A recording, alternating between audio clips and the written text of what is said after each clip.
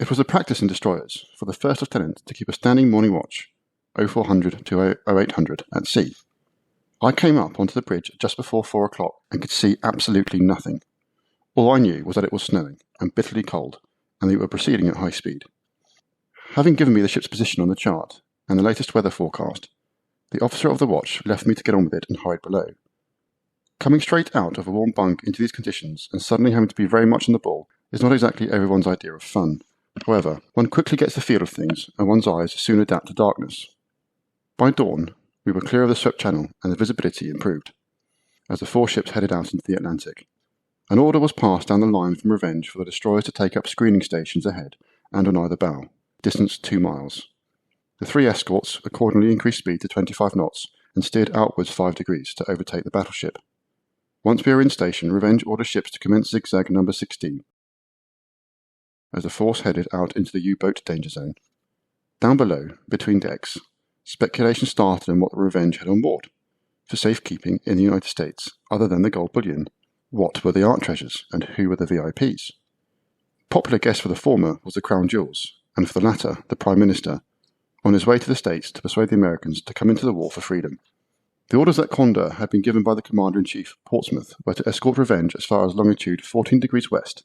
It was considered that from this position, far out in the Atlantic, any big ship with a speed of 20 or more knots and steering the appropriate zigzag diagram course was safe from submarine attack, and, in the unlikely event of her running into a lone enemy commerce raider, she should be able to look after herself. The destroyers were within a few hours of the furthest on position for escorting the battleship, and Condor was about to let me into the secret of what our next task was to be, when the wireless office bell rang, and a decoded message was passed up to the bridge which read, "From C&C, western approaches.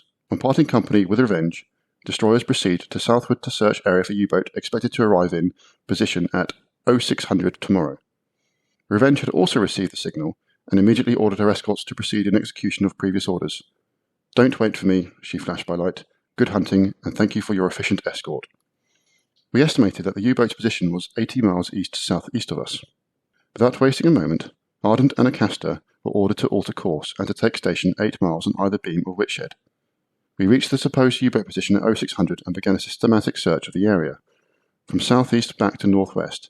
In all, it was estimated that the hunting group covered an area of 400 square miles without detecting a submarine, submerged or on the surface. Condor again sent for me. He told me that he had only revealed part of the secret orders given to him before leaving Portsmouth.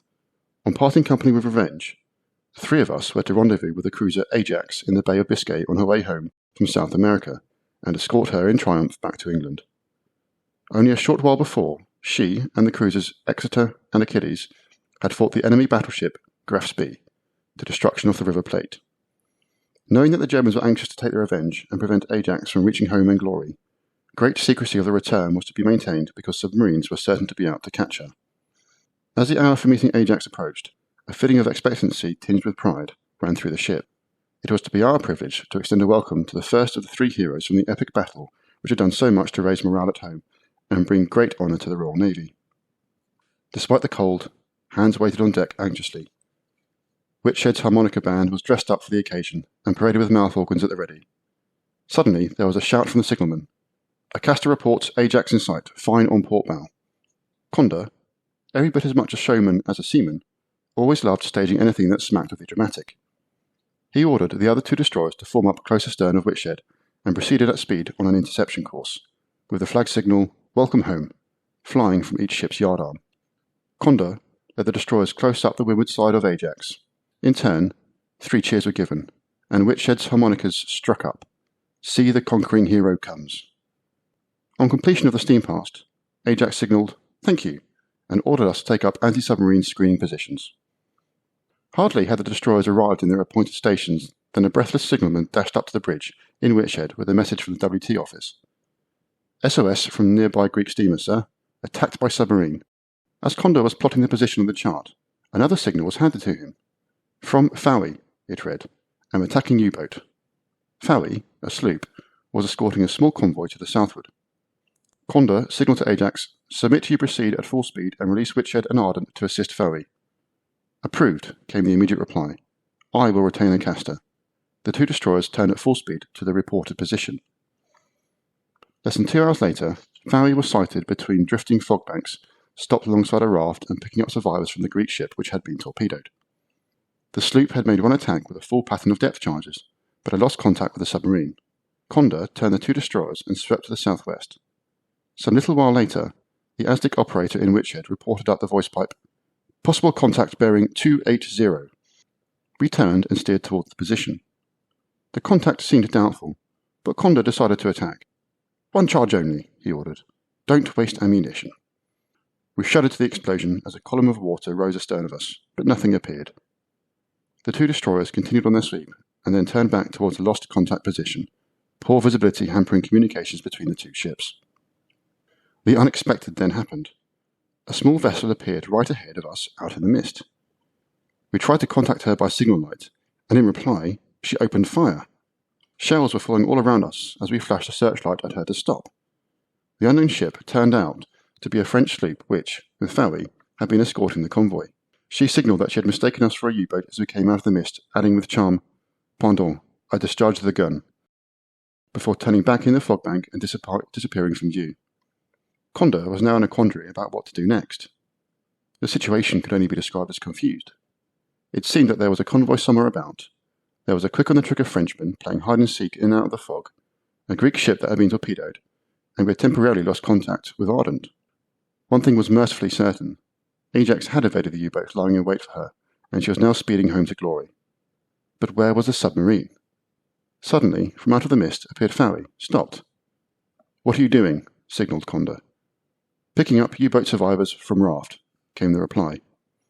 We then saw a second raft quite near us and went over to it. A rope ladder was lowered over the side, but the 5 occupants were too frozen to secure the heaving lines thrown to them, so 2 seamen from Witchhead plunged into the cold water and put a rope around each German, who then managed to scramble up the ladder. The rescued were an officer, 2 petty officers, 1 seaman, and an engineman rating. As they were in poor shape, they were stripped and taken below in warm blankets.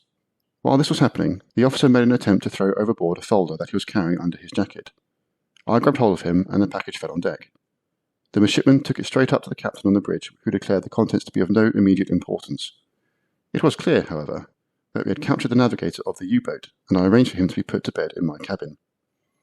I wanted more information than was contained in the folder, and I was going to get him talking, but not just yet. After he'd been left in peace for an hour, I went to see how my prisoner was faring. He appeared well enough, and by means of dumb show and quite good English, he described what had happened to the U-boat. A full pattern of depth charges had apparently caused a leak, which was repaired, and within half an hour they were silently making their getaway. Quite unexpectedly, a single depth charge then exploded so close that the submarine was blown to the surface. The German captain gave the order to abandon ship, but went down with her, and because of fog, the hunting ships had not seen this happen. From the evidence, it was clear that Fowey's earlier pattern had caused damage, and Witchhead's single charge, delivered at random, was the coup de grace. When I reported all this to Condor, he was staggered. "Good God!" he exclaimed. "I thought our ASDIC contact was a shoal of fish. I only dropped 1 charge for the hell of it." Condor told me to get back to my good work and obtain all the information I could about U-boat dispositions. I found the German officer dozing in my bunk, and to wake him up and get him to talk, I gave him a tot of rum which he swallowed gratefully. 10 minutes later, I returned to my cabin, only to find that my guest had dropped off to sleep again. I tried to rouse him, but in vain. I sent for the doctor, who took 1 look at the German and said he was dead, and that I had made the elementary mistake of giving alcohol to a man suffering from shock. I reported what I had done to Condor, who called me every name under the sun, though admitting that I had acted in good faith. Needless to say, I felt very badly that I had thrown away the chance of obtaining from this officer, when he was in a dazed condition, information which might perhaps have saved the lives of some of our own seamen. Remembering what I had done in the Marseille nightclub 7 years earlier, and to the Maltese gazeman before that, I had begun to wonder how many more people I was destined to kill unwittingly before it was my turn to go. As soon as the other prisoners were in a fit state to come on deck, Witchhead and Ardent stopped for 5 minutes and lowered ensigns, while the German officer was buried at sea with the same military honours as are recorded to our own casualties of war. The 2 ships returned without further incident to Plymouth, where we were delighted to find that Ajax had reached home safely. On berthing, the following signal was received on board, from Admiralty to Witchhead and Fowey. Their Lordships warmly congratulate all concerned on the combined efforts which resulted in the destruction of U-54, dated 31st January 1940. For their successful joint effort, the captains of both ships were awarded the Distinguished Service Cross. As a postscript to this incident, I can record that the package, seized from the German officer before he could throw it overboard, was forwarded to the Admiralty. We were later told that, while it revealed no information relating to future U-boat dispositions, it gave reports of sinkings by the enemy over the previous 6 weeks. One such report was of significance. On the night of 21st January 1940, a destroyer, claimed by the enemy to be HMS Exmouth, was sunk by U-22 off Wick. On that day, Exmouth was on passage to Scapa Flow and failed to reach her destination. The Admiralty had no knowledge of her fate. I was particularly distressed to learn this, not only because the ship bore the name of my term at Dartmouth, but it had on board my best friend, Brian Gore Booth, who had joined her only a few weeks before. I was thus able to give his mother at their home, Lissadell, in County Sligo, more information than the Admiralty's curt official telegram, missing presumed dead. Not that mine could have brought much additional comfort to the family. Once again, on our return to harbour, we looked forward to a few days ashore, but no such luck. There were far too few destroyers in commission at that stage of the war to allow those which were fit for sea to remain in port. Indeed, there are never enough escorts at any time during the war, for the numerous tasks that had to be performed. Condor reported to the operations room in the Western Approaches headquarters. He was in a buoyant mood as he returned on board. "We're off again, number 1. When we're clear of the harbour, you can tell the troops we're to carry out a 3-day anti-U-boat sweep to the westward and back across the Bay of Biscay to the Spanish coast. We shall then rendezvous with the Renown, who is escorting Exeter, the second River Plate hero from South America." This should be a great occasion, I thought, and was as eager as my captain to be off. Accompanied by a Castor and now Vesper, like us, another old V&W destroyer, the striking force headed out into the Atlantic, with the barometer falling and bad weather forecast. The 2 other destroyers were stationed 4 miles on either beam of Witshed as we attempted to maintain a speed of 15 knots into the mounting wind and sea. After some 8 hours of battling into the storm, a signal was received from a Castor. "Submit, I am thumping badly." For the information of anyone not experienced with this uncomfortable motion, thumping is caused when a ship is driven at speed into a heavy sea, and the distance between waves is such that the forepart of the vessel comes clean out of the water as a crest passes underneath. On reaching the summit, as if it were, the ship is tipped bodily into the following trough, and belly flops onto the downward side of the passing wave. When this happens, the ship shudders and shakes fit to burst, and anything not well secured is sent flying. Condor pondered the signal. He knew perfectly well that the old First World destroyers were built more sturdily and were better seaboats than the modern ships. He turned to the signalman and calmly said, "Make to a Castor, so am I." The old sea dog wasn't going to be told what to do by a mere lieutenant commander in his first command. We thumped on. Condor was in intolerably good form, and I hated him for it. Having reached our furthest on-westward position, we turned together 160 degrees to port. The sky was now clear, and the sea fine on our quarter. Thumping ceased at once, and the bridge was no longer drenched by every 5th or 6th wave. Instead, we experienced the corkscrew motion of the following sea, which, if anything, is more disagreeable. Fearing that the weather might delay our arrival at the rendezvous with Exeter, Condor increased the speed of his force to 20 knots. This necessarily augmented the twisting motion of the ship. When I went down onto the mess decks to see how the crew were faring, I have rarely seen men look more miserable. As a result of the buffeting of the previous 12 hours, there was evidence of much breakage below, and it had been impossible to bring any food forward from the galley without risk of its ending up on the deck. Now, in the heavy following sea, water was swirling along the upper deck and pouring into the mess decks to add to the scene of chaos and discomfort.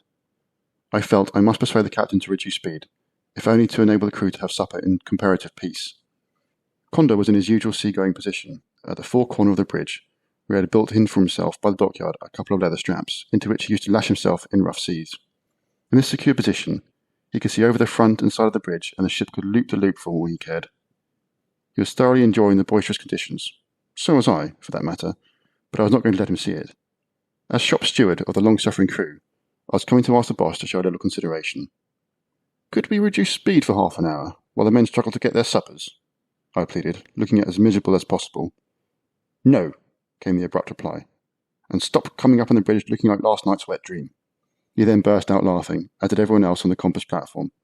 But my message had got through. Condor went to the compass, and became lost in thought for a few moments as he peered ahead. Calling to the signalman on watch, he said, "Make to the others. Disregard my motions." After further concentration, he altered the course of the ship 5 degrees to starboard, and then back 15 degrees to port. Satisfied with that, and to my horror, he ordered down the voice pipe to the helmsman, "Revolutions 300. He was increasing, not decreasing speed. Had he gone mad? The ship began to throb as the main engines answered the call. After a few minutes, we seemed to steady as though hanging on a wave, and were riding comfortably. Quanda to the signalman. Make the others. Speed 25 knots. Course 140 degrees for 1 hour from supper time. I was impressed, and the ship's company grateful. The captain then told me that in a following sea, it was sometimes better to increase speed, provided that you could go fast enough to prevent the waves overtaking you. If you reduce speed, the ship tends to wallow and yaw, thus augmenting the corkscrew motion. The only danger, he explained, in going any faster in these circumstances is if the helmsman lets the ship yaw beyond a certain amount, when nothing can bring her back. The next great wave, which might be twice the height of a house, may then lift the stern and carry the ship forward like a surfboard, thereby causing her to broach to, completely out of control, in the trough, with hundreds of tons of water crashing down on the helpless vessel. It is not difficult to imagine what then happens. Several Allied destroyers rolled over and were lost in this manner until captains had learned the hard way. On resuming course and speed for the night, we calculated that we should meet Exeter at around daylight. I was keeping my standing morning watch, and there was an air of great expectancy on the bridge. The wind and sea had moderated, and, for the first time in days, the sun came up over a clear horizon. We all felt in high spirits. Suddenly, an excited voice from the masthead shouted, "We're down in sight, bearing green 30. There she was, riding the gentle swell with imperceptible motion, and there, dwarfed by the battle cruiser's massive structure, was a battle-scarred Exeter, with gaping holes in her funnels testifying to the severity of the wounds she had received in her recent action. We had little fear of U-boats lying in wait for her because the Germans had been told that she was completely out of action. The American press had also reported that Exeter was no longer afloat. All hands assembled on deck to repeat the hero's welcome we had given Ajax when, without warning, we felt 2 dull thuds. "What's that?" shouted Conda. A huge column of smoke then appeared, way out to the southward. Without awaiting orders from Renown, Conda turned Witchhead in the direction of the smoke and ordered the 2 destroyers to follow him at full speed. Hands were called to action stations as we raced towards what had become a heavy black pool on the horizon. We arrived on the scene to see a large merchant ship with a heavy list to starboard and smoke pouring from her funnels. She was rapidly capsizing. Suddenly her bows reared up into the air, her stern submerged, and she slid gently from view. We were all dumbstruck.